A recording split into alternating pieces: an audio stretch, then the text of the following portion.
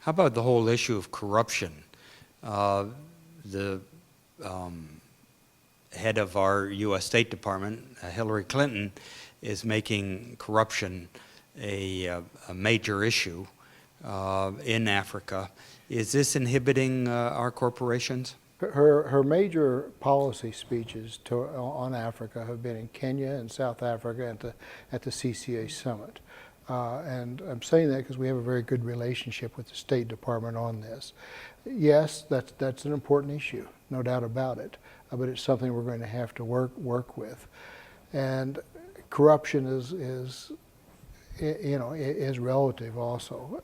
It can't be seen as a reason of not entering the marketplace. And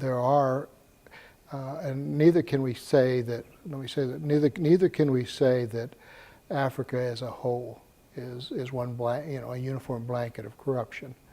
There are a number of countries that are very good places for investment.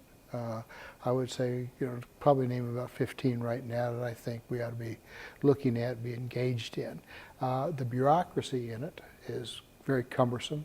A lot of countries had the old socialist system, and so they have an inherent distrust of the private sector.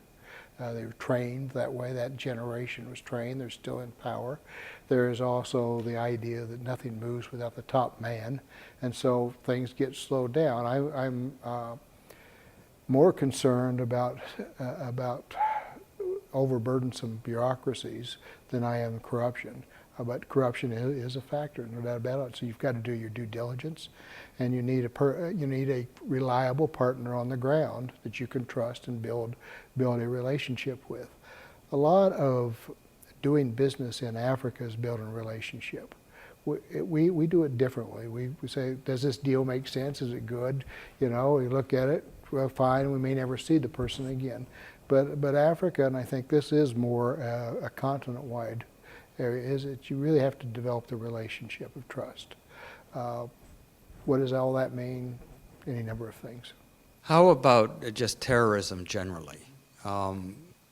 We, of course, whenever there is an explosion of one sort or another, hear about it through our news media. And it's often used as kind of a blanket indictment of what's going on there.